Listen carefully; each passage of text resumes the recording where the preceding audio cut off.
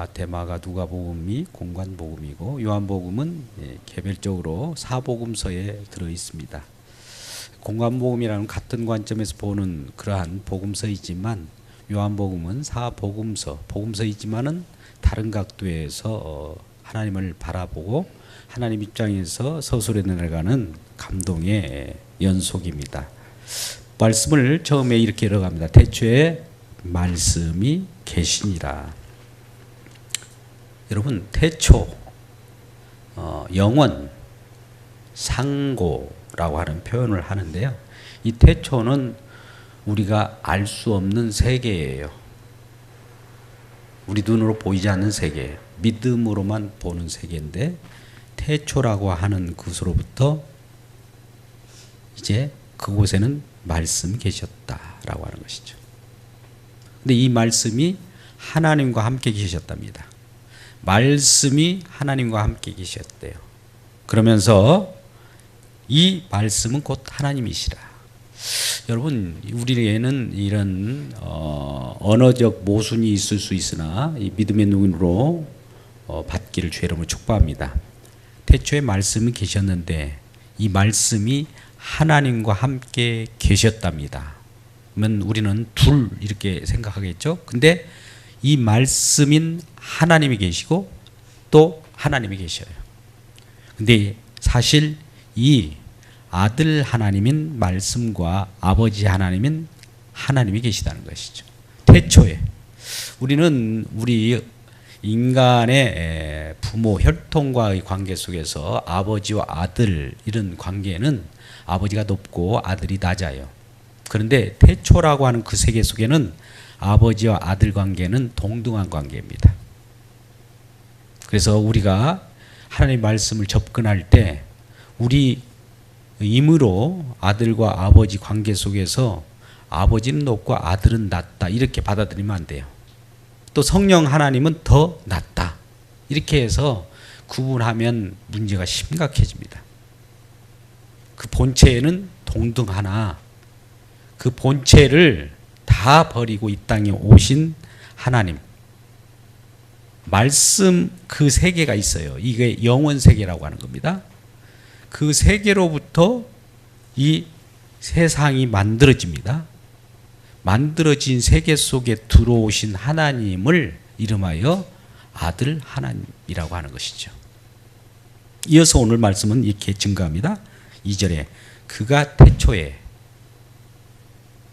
태초에라고 하는 것은 이 세상 창조 전의 세계예요. 그가 태초에 하나님과 함께 계셨고 만물이 그로 말미암아 지은 바 되었다. 지은 것이 하나도 그가 없이 된 것은 없다라고 하는 말씀이 3절입니다. 만물이 그로 말미암아 지은 바 되었으니 지은 것이 하나도 그가 없이 된 것은 없느니라. 창조주라는 거죠. 태초라고 하는 세계는 창조 세계와 구별된 영원한 상고의 세계인데 영원 그 자체인데 그곳에 삼위 하나님이 계셨어요. 삼위 하나님, 성부, 성자, 성령 하나님인데 삼위는 동등한 영광을 받으시고 육격만 다를 뿐 다 존귀 여기시는 영광의 하나님이에요. 근데 그분 중에 아들 하나님이 이 땅에 오셨다. 말씀이신데 그 말씀으로 세상을 창조하셨지 않습니까? 창조하고 나서 창조된 그 세계 속에 또 들어오는 하나님 말씀이 육신이 되어 이 땅에 오셨습니다. 그분이 누구세요? 예수 그리스도. 그러니까 예수 그리스도, 예수님이 아기 탄생하면 인간으로 탄생하니까 뭐 우리 인간 중에 하나이겠지. 아닙니다. 본래 하나님이셔요. 하나님이 말씀이신데 말씀 하나님이 이 땅에 들어온 거예요. 그로 말미암아 지은 바 되었으니까 창조주이시고요. 창조주께서 이 땅에 들어왔다. 피조세계 속에 들어온 하나님. 피조세계에서 들어오시려고 하면 어떻게 와야 될까요? 이 땅에 인간의 마음을 알려고 하면 인간으로 오셔야 되겠죠. 하나님이신데 인간으로 오셨어요. 완전한 하나님이신데 완전한 인간으로 오십니다. 완전한 하나님이시니까 거룩하신 분인데 인간으로 오셨을 때는 의인으로 옵니다. 죄인으로 오지 않아요. 저와 여러분 모두가 죄인입니다. 왜요? 죄인으로 탄생했어요. 창조 세계 속에서 처음 아담을 창조하실 때 첫 아담, 선악과를 따먹기 전에 아담은 하나님 형상을 입고 창조되었기 때문에 무죄 상태예요. 하나님 말씀을 그대로 순응하면 순응한 대로 그대로 복입니다. 근데 외부에서 침범해 들어오는 유혹의 세력이 있었어요. 그게 사단이죠. 먼저 우리는 요한계시록 12장에 보면 하늘에서 큰 전쟁이 있었습니다. 전쟁이 있어서 거기에 패배한 자가 이 땅에 스며들어온 거예요. 스며들어와서 창조된 아담에게 와서 선악과를 따먹으라는 겁니다. 그로 인해서 선악과를 따먹으니까 선악 속에는 선악을 알게 하는 그러한 지혜가 있는 거예요. 근데 이 지혜는 진정 우리에게 생명을 갖다 주는 것이 아니라 판단을 해요. 선악. 우리 마음 가운데 양심의 법이 있어서 선악 체계가 있어요. 선악과를 따먹기 때문에 양심이 있는 겁니다. 그래서 누구라도 태어나면 자라게 되면 법이 없어도 이것은 선한 거다, 이것은 악한 거다 스스로 판단해요.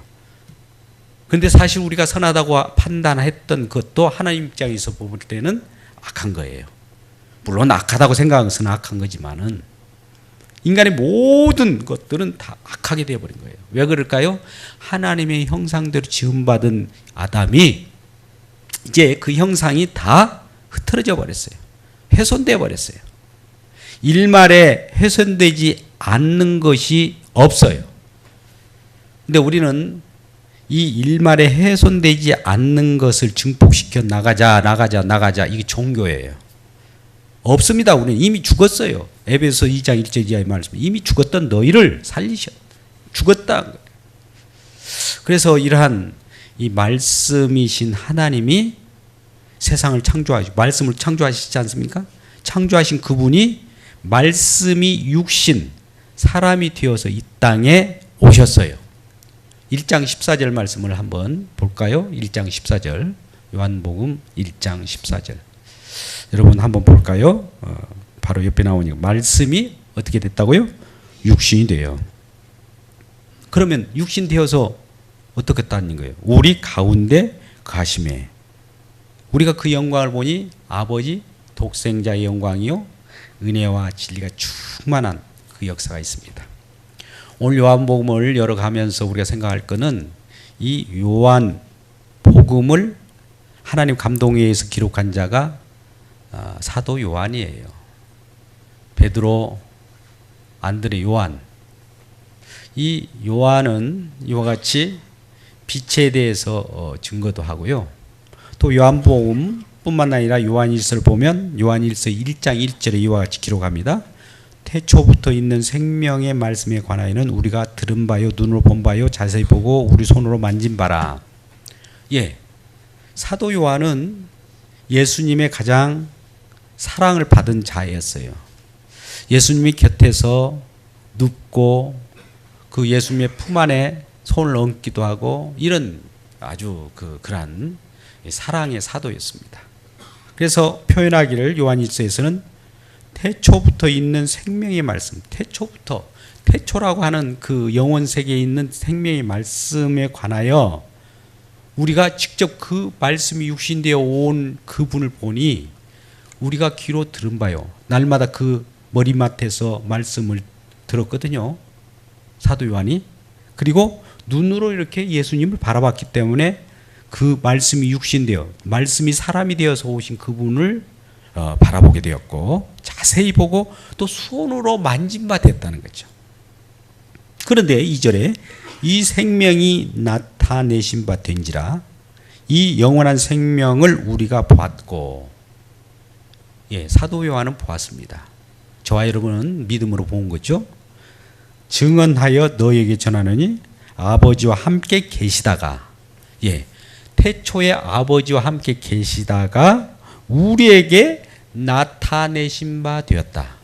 예, 태초에 아버지 하나님, 성령 하나님, 아들 하나님, 삼위 하나님이 계시다가 우리에게 나타난 바 되었다라고 하는 것이죠.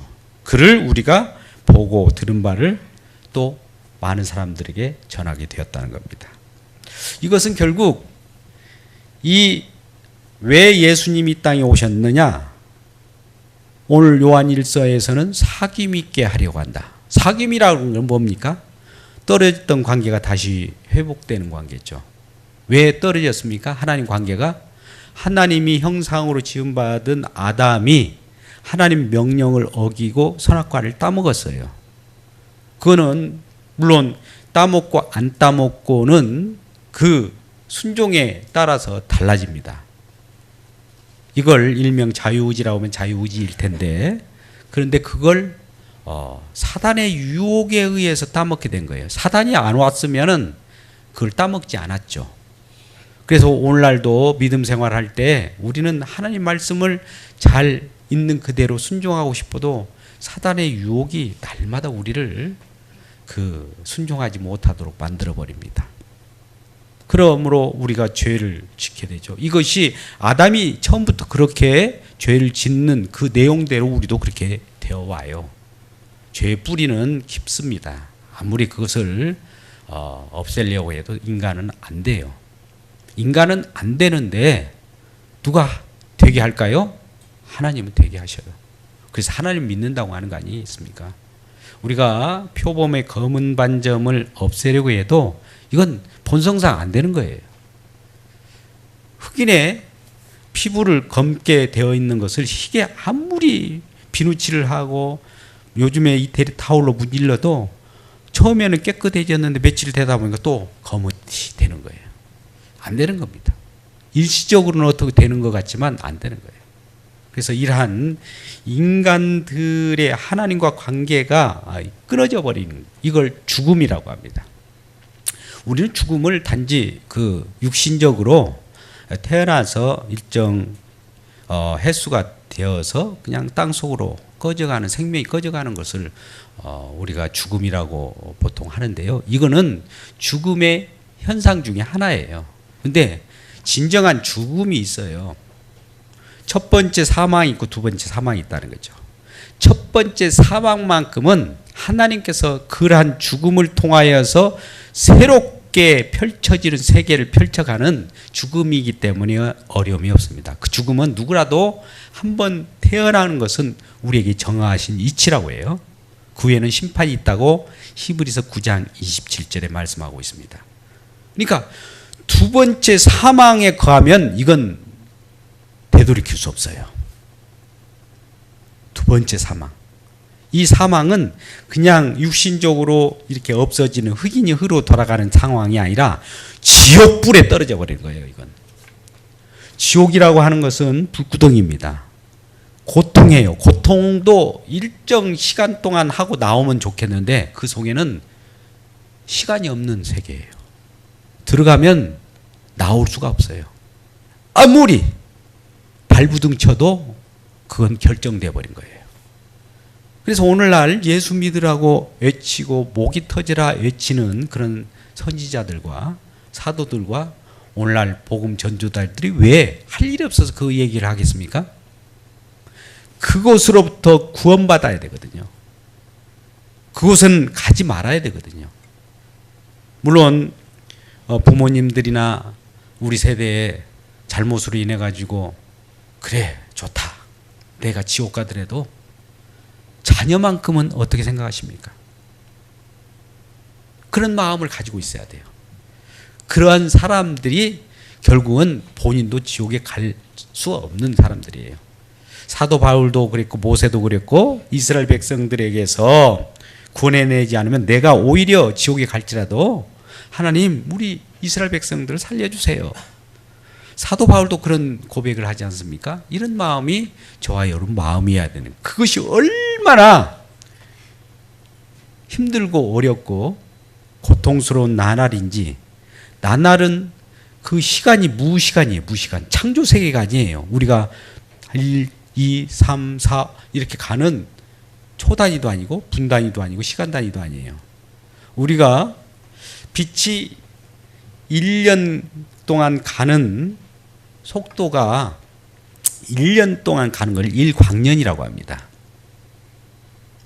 빛이 한번 1초 똑딱 하면은 지구 몇 바퀴 돈지 않습니까? 세 바퀴 반 돌아요.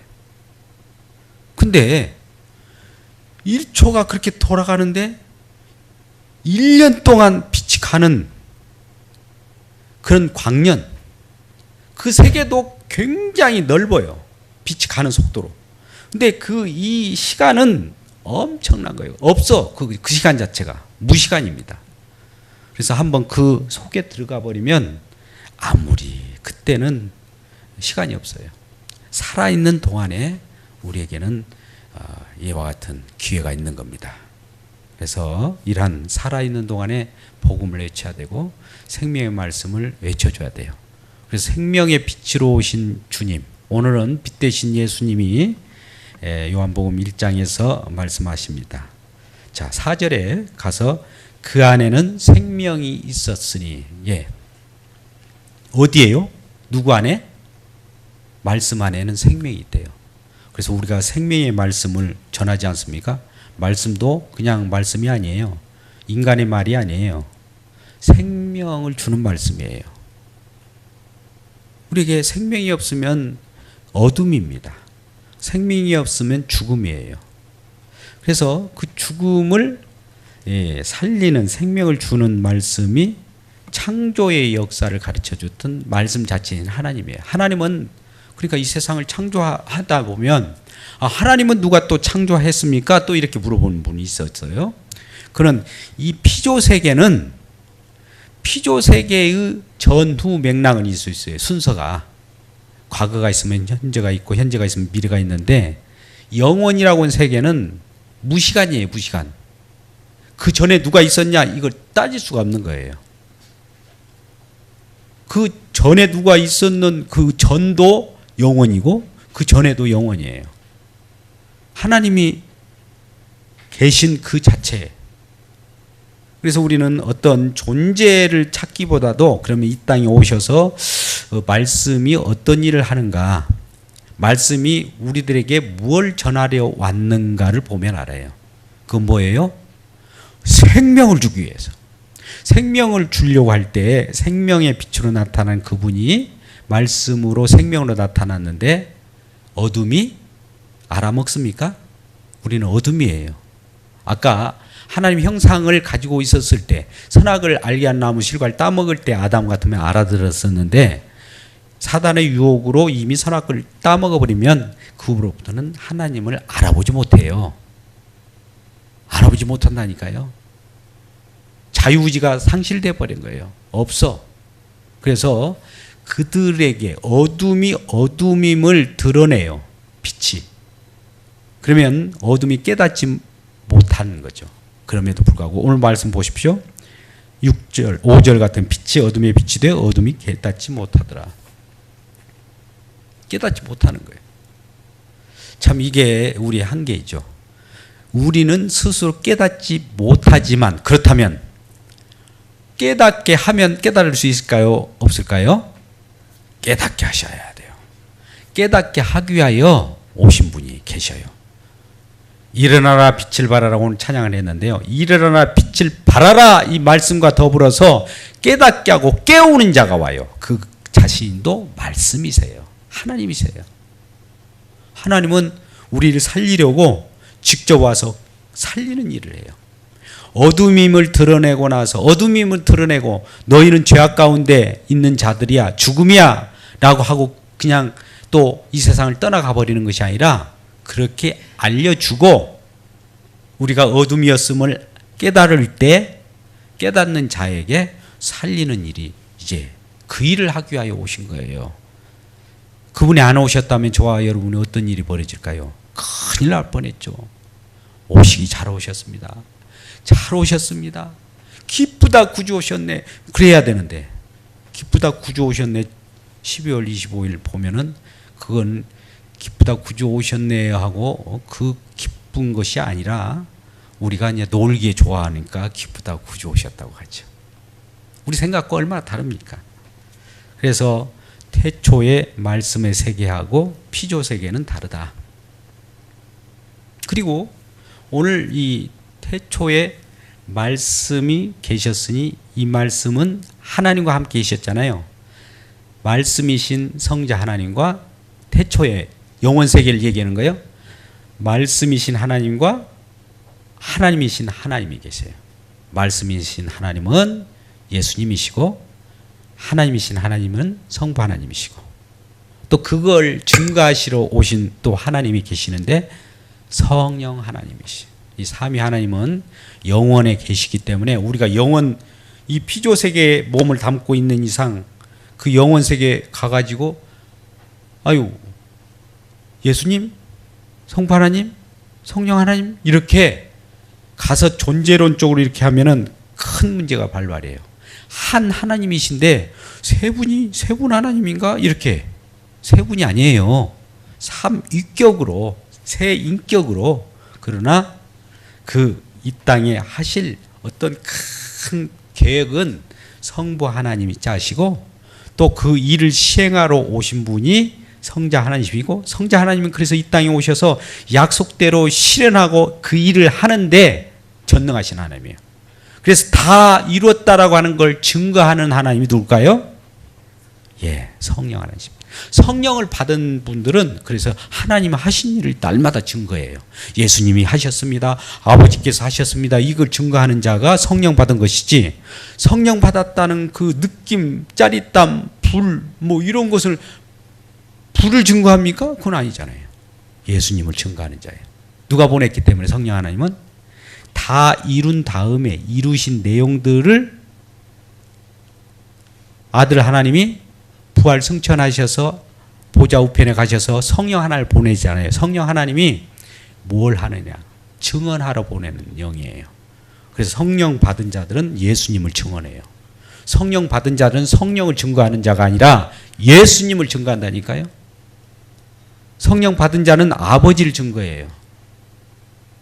예정하시고 작정하신 그 내용대로 그대로 마스터 플랜을 세우신 분은 아버지 하나님이요. 그 마스터 플랜 계획된 대로 그대로 실행하는 거, 약속대로 성취하는 데에 능력이신 분이 예수님이고 그렇게 하셨다라고 끝까지 보증하시고 예수님이 다 이뤘다 이렇게 증거하신 분이 성령 하나님이세요. 그래서 이 삼위 하나님이 영원에 계셨는데 이 영원의 스타트가 이제 태초라고 하는 그러한 세계예요. 자, 두 번째. 그렇다면 창세기 1장 1절에도 태초가 나오잖아요. 태초에 하나님이 천지를 창조하시니라. 태초에 하나님이 이제 창조의 세계를 시작했다는 거예요. 그러면 오늘 요한복음 1장 1절의 태초는 영원 세계를 이야기하는 태초고요. 창세기 1장 1절은 이제 영원 세계로부터 피조 세계를 딱 스타트하는 지점이에요. 자, 이렇다면 이제 이 세상 속에서 피조 세계는 이미 아까 사단이 아담을 이렇게 흔들어 버렸잖아요. 무질서 세계 속에 있는 거예요. 헝클어진 세계를 질서 체계 속에 만들기 위하여 하나님은 어떤 일을 합니다. 창세기 1장 1절 2절 말씀 보면 태초에 하나님이 천지를 창조하시니라. 땅이 혼돈하고 공하며 흑암이 깊음 위에 있고 하나님의 영은 수면에 운행하시니라. 하나님의 성령, 여기 또 하나님의 영, 또 하나님이 나타나잖아요. 삼위 하나님이 같이 일을 해요. 사실 우리가 이 땅에 예수님이 들어왔지만 하나님이 다 함께 계시기 때문에 성부, 성자, 성령 하나님이 다 일을 합니다. 그런데 주체적으로 이 땅에 오셔서 십자가에 지고 우리 죄악의 모든 것들을 감당하신 하나님은 예수님이셔요. 그 모든 것을 예수님이 할 수 있도록 성령 하나님, 성부 하나님께서는 지원하고 성령 하나님은 그렇게 하셨다라고 증거하는 하나님이에요. 삼위 하나님이 다 같이 일을 하시는 거예요. 예수님만 일하는 것이 아니라 예수님이 일을 할 수 있도록 또 뒤에서 받쳐주고 같이 삼위는 같이 운행하는 거예요. 그래서 땅이 혼돈하고 공허하다라고 하는 것은 어둠이라는 것이죠. 어둠의 세계를 이제 무질서, 카오스의 세계를 가지고 이제 주물딱 이제 창조의 역사를 이뤄갑니다. 창세기 1장의 내용들은 이 질서를 갖는 창조예요. 하나님 뭔가를 막 흐트러서 그냥 만들어 놨다 할지라도 첫째 날, 둘째, 셋째, 우리가 그러잖아요. 1, 2, 3 이렇게 하다 보면 체계가 잡히죠? 그러잖아요? 예. 그래서 7번이라고 하는 마지막 7이라는 완성수가 있어요. 완성이라는 것은 다 이룬 세계예요. 창세기 1장 1절부터 다 이룬 것을 알려줘요. 2장 1절까지 이루어지는데 첫째 날, 둘째 날, 셋째 날, 넷째, 다섯, 여섯째 날, 마지막 날 안식. 자, 여기 이 부분 보십시오. 왜 하나님이 말씀이시니까 전능하시니까 한꺼번에 다 창조해버려 끝내버리면 되잖아요. 근데 첫째 날 빛이 있으라. 저녁이 되고 아침이 되니 첫째 날이라. 또 둘째 날 창공 위에 궁창을 둘로 나눠가지고 이걸 분리하잖아요. 셋째 날은 또 묻과 바다를 또 구분하잖아요. 이렇게 분리한다. 분리. 나누는 작업을 한다는 것은 이리저리 정리하는 거예요. 우리가 컴퓨터에서도 이쪽 메뉴, 이쪽 메뉴 이렇게 분리해서 저장하지 않습니까? 이런 역사를 이루어진 거예요. 하나님 나라도 그런 거예요. 하나님 천국도 천국 백성들을 이쪽에 분리해서 놓고 지옥 백성들을 집어넣는 거예요. 그때부터 시작하는 거, 복음은. 그래서 그걸 마치 이 세상의 창조의 세계 속에서 우리 눈으로 가시적으로 보면서 깨달으라고 그 빛을 창조하셨고, 또 하늘과 땅을, 바다를 창조하셨고, 또 바다 위에 육지를 창조해서 그 속에 이제 집어넣는 거예요. 넷째 날, 다섯째 날, 여섯째 날은 집어넣는 일을 해요. 집어넣었잖아요. 넷째 날 뭘 집어넣습니까? 빛의 영역에 뭘 집어넣어요? 해달별. 그러면 다섯째 날은 하늘의 궁창과 바다. 뭘 집어넣어요? 하늘에는 새, 나는, 바다에는 물고기 집어넣는 거예요. 여섯째 날은 뭘 집어넣어요? 무태.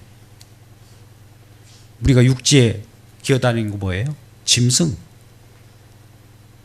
식물, 사람. 여섯째 날에 사람이 창조된 거죠. 그죠? 그러면 우리가 아직 일곱째 날이 오지 않았는데 여섯째 날까지 오고 끝나는 거냐? 아니에요. 일곱째 날이 와야 돼요. 자, 첫째, 둘째, 셋째, 넷째, 다섯, 여섯째 날은 왜 이런 것을 창조했느냐?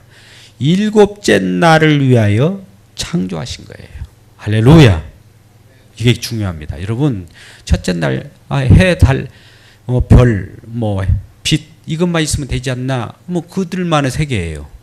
자, 아까 여섯째 날 동물과 인간이 창조됐어요. 그러면 그걸로 끝나버린 거예요. 마지막 안식이라고 하는 진정한 생명을 주기 위하여 나타나는 완성의 세계인 7의 세계가 진짜 천국이에요. 여섯째 날까지는 어떻게 보면 모형이랄까요? 이걸 통하여 일곱째 날로 들어가라는 거예요. 6, 1, 2, 3, 4, 5, 6은 일곱째를 위하여 존재하는 거예요. 자, 이 말은 무슨 얘기냐? 첫째 날 빛도, 또 둘째 날 하늘과 바다도, 셋째 날 동물과 식물과 짐승들, 사람들도 이 일곱째를 위하여 하늘나라, 일곱째 나라 안식의 나라예요. 천국을 뜻합니다. 그걸 위하여 창조해 놓는 거예요. 이걸 알 수 있는 자가 있는가 하면 알지 못하는 자들이 있다는 거죠. 어둠은 몰라요. 근데 빛 대신 예수님께서 직접 말씀 육신돼서 오셔가지고 깨우는 자, 어둠을 깨우는 자 있어요. 잠자는 자를 깨워요. 그러고 보니까 일어나 보니까 우리 주님이 그렇게 하셨다는 걸 알아먹더라 이거죠. 그것도 성령이 임한 자들이. 그래서 이러한 놀라운 은혜가 오늘 태초의 말씀으로 인한 창조와 더불어서 창조 세계 속에서 왜 창조했느냐, 이제 그 이유가 나올 거 아니겠습니까? 하나님께서 창조해 놓고 그냥 창조해 보니까 좋더라가 아니에요. 다 계획이 있어요. 왜 인간을 창조하셨을까요? 왜 동물을 창조하셨을까요? 왜 달을, 해달별을 창조했다고요? 아까 일곱을 위하여 창조했다고 그러잖아요. 일곱이 뭔데요? 일곱이 완전한 수잖아요. 그가 어디예요? 천국, 하나님 나라, 완전한 나라를 위하여 창조한 거예요. 그러면 이 땅에 인간이 태어납니다. 여섯 번째 태어나는 거죠. 인간이 창조되었으니까 그 흐름을 타서. 그러면 이런 분들이 여섯째 날에 머무르고 그냥 가버리면 그냥 흙으로 돌아가 버리는 거예요. 또 그 후에는 심판이 있을 뿐. 일곱째 날까지 들어가 줘야 되는데 일곱째 날까지 들어가지 못하면 두 번째 사망에 들어갑니다. 백보자 심판에 가하게 되고요. 그거는 이제 애누리가 없어요. 여섯째 날까지를 이제 하나님께서 다 멸망시켜요. 이게 문제예요. 일곱째 날만 딱 간직하고 일곱째 날이 하나님 나라 새하늘 새 땅인데 첫째 날, 둘째 날, 셋째 날, 넷째 날, 다섯째 날, 여섯째 날까지 모든 것을 다 폐기 처분해요. 폐기 처분. 그러면 그동안은 무슨 역할을 했습니까? 여섯째 날까지는 일곱째 날이 얼마나 좋은가를 반짝반짝 일곱째 날 이런 것만 하다가 그들은 다 기능을 다하고 사라질 때 이제 일곱째 날에 하나님의 백성들이 이제 영원한 세계 속에서, 거기도 무시간입니다. 시간이 없어요. 영원한 천국은 우리가 뭐 수천조 년 살아가는 것이 아니라 그 자체가 영원이에요. 영원. 그 자체가 영원이라니까요. 그것도 기쁨도 우리가 이 세상에 잠깐 여섯째 날까지 와서 씨 맺는 채소도 먹고 또 기르면 뭔가 열매를 맺잖아요. 그러면 맛을 보면 그 맛에 따라서 우리가 상쾌함을 느끼고 또 남녀 간에 여러 가지 에로스 사랑 같은 것을 하더라도 기쁨이 넘치잖아요.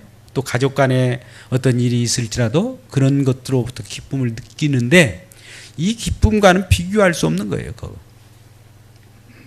엄청난 기쁨 그 자체, 기쁨의 나라예요. 또 사랑만 있는 사랑의 나라예요. 이 사랑을 하나님께서 얼마나 우리를 그런 나라에 깨닫게 하셔서 그쪽 나라로 옮기기 위하여 하나님께서 자기 아들 독생하신 아들 하나님을 죽이기까지 했느냐라는 표현을 합니다. 사실 독생자는 유일하신 하나님이란 뜻이에요. 우리는 인간적으로 볼 때는 외아들을 죽였네 이렇게 표현하지만 그런 뜻은 아닙니다. 얼마나 우리를 사랑했으면 하나님 자신이 죽었느냐 이런 표현이에요. 우리와 맞바꾼 거예요. 그래서 골로새서 같은 경우를 한번 볼까요? 골로새서 우리가 기왕 마지막 여기를 보고 종교를 낼까 합니다. 골로새서를 한번 말씀을 한번 보면 좋겠습니다. 골로새서 1장 13절. 자, 우리 12절 한번 볼까요? 제가 읽겠습니다. 골로새서는 324쪽에 있는데요. 우리로 하여금 빛 가운데서 성도의 기업의 부분을 얻기에 합당하게 하신 하나님 아버지께 감사하시기를 원하노라 하면서 그가 우리를 흑암의 권세에서 건져내사 그의 사랑의 아들의 나라로 옮기셨으니 라고 해요. 여러분 보세요.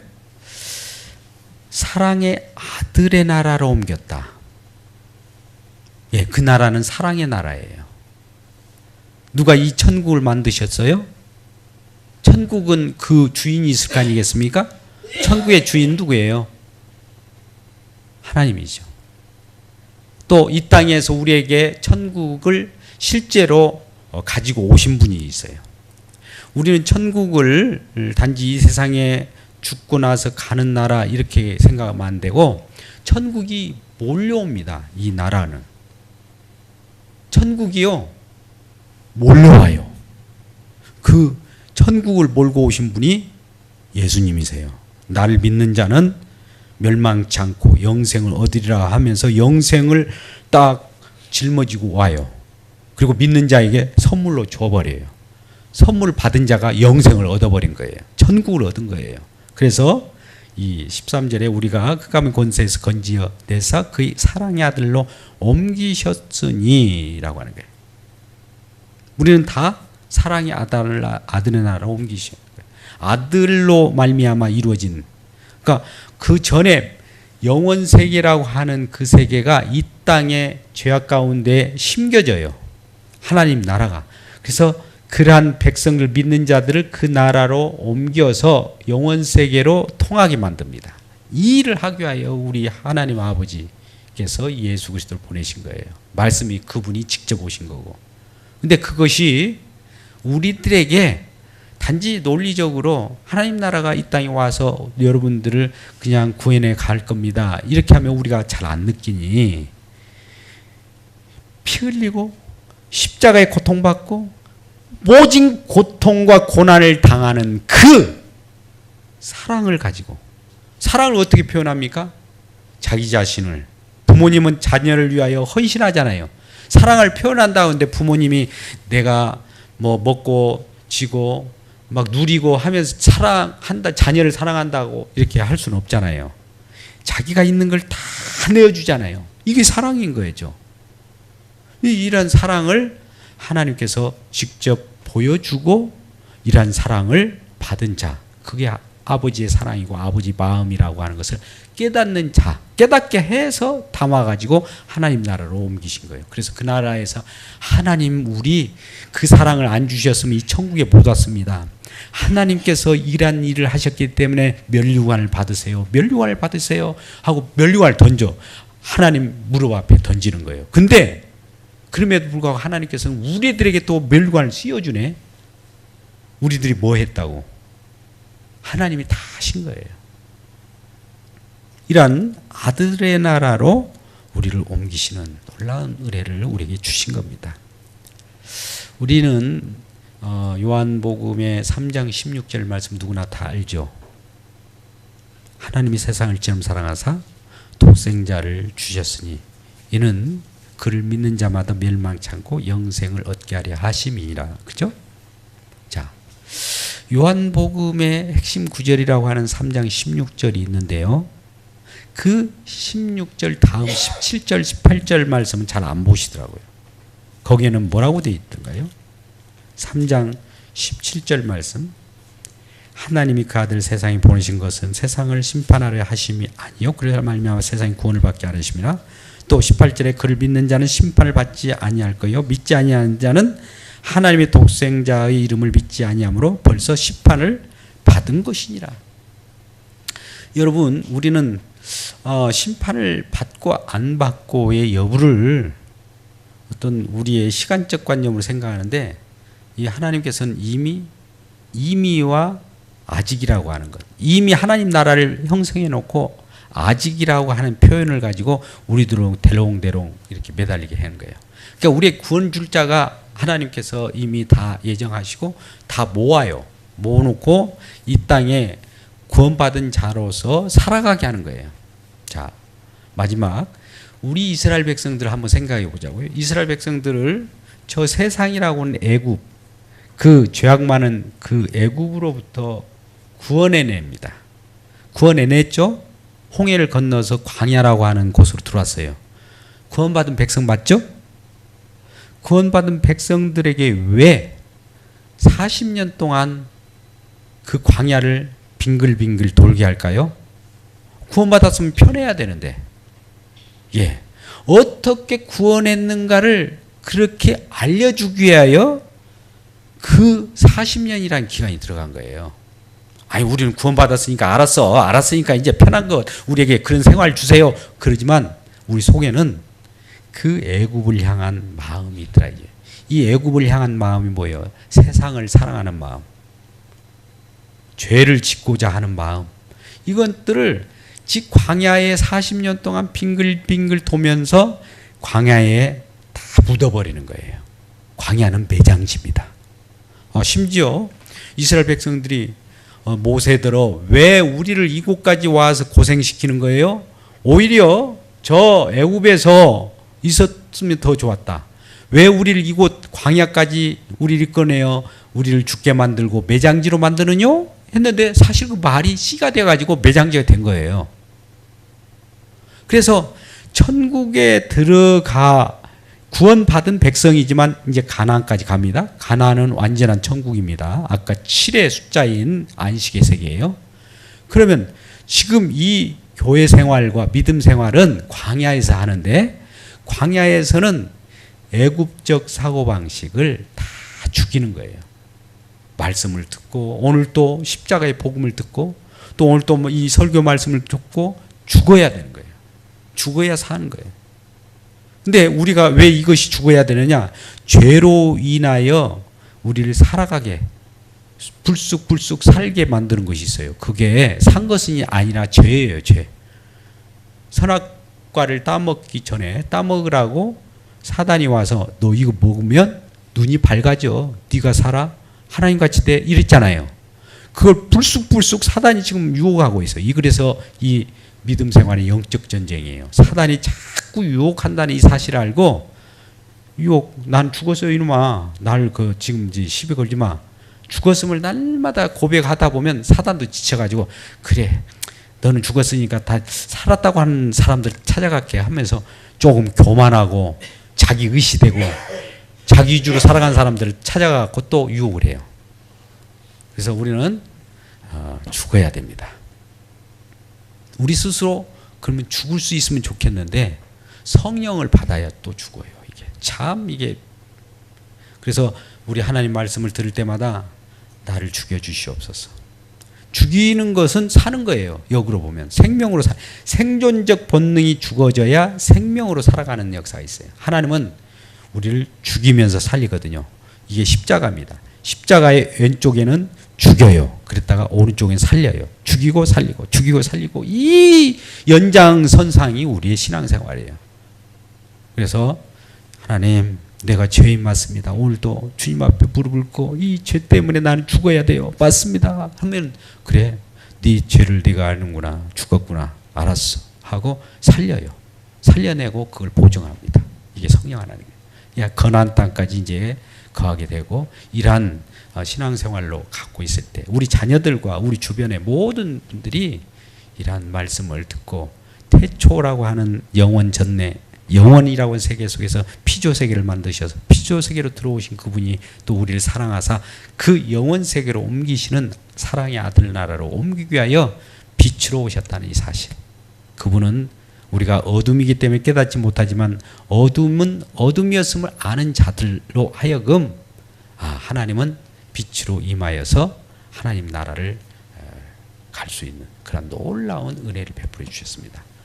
올 한 해 이러한 시작과 더불어서 영원한 생명으로 여러분 삶이 이루어지기를 주의 이름으로 축복합니다.